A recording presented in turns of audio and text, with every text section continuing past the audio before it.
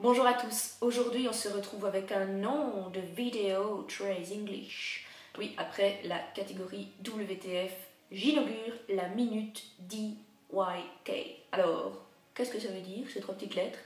Eh bien, ça veut dire en anglais Did you know, donc le saviez-vous? Alors bon, comme vous vous en doutez, ce n'est pas une invention personnelle, je ne vais pas breveter ces trois petites lettres, mais en fait, je me suis dit que ce serait sympa de faire des petites vidéos assez courtes où je donnais des petites astuces, donc des choses que j'apprends tous les jours en fait. Tous les jours, plus je lis, plus je regarde des vidéos et plus j'apprends des choses sur la beauté. Des choses qui vont du plus simple au plus complexe.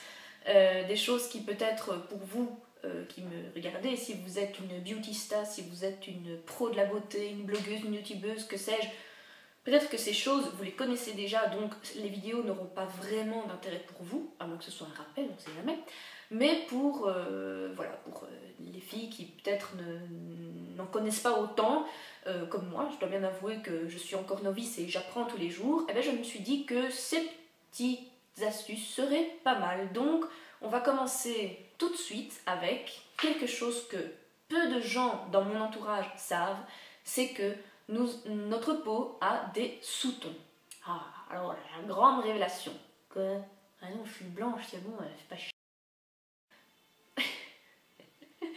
Alors, on distingue en fait trois grandes catégories de sous-tons. Il y a les sous-tons froids, les sous-tons chauds et les sous-tons neutres. Les sous-tons froids, ce sera rose, rouge, bleu. Les chauds, cuivré, doré et jaune. Et les neutres, un mélange des deux. Alors, qu'est-ce que ça veut dire? Ça veut dire que il faut adapter son fond de teint, sa bébé crème, ses produits de teint en fonction de notre sous-ton.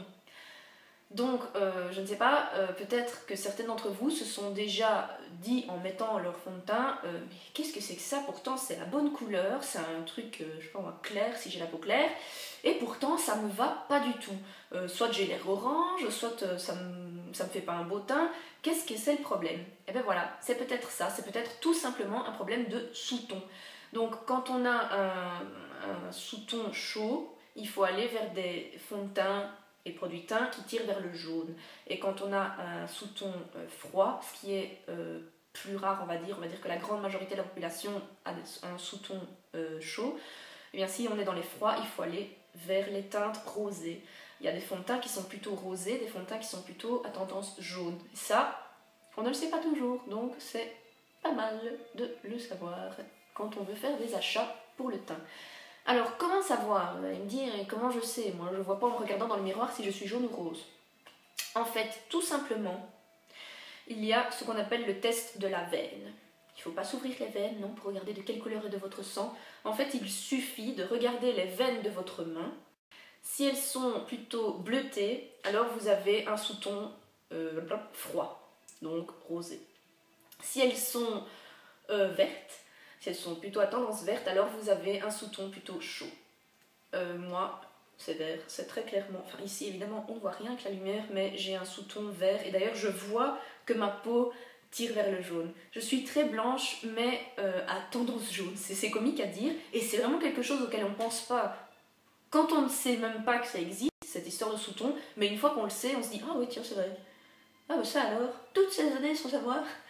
Voilà, c'est une petite astuce que je trouvais sympa.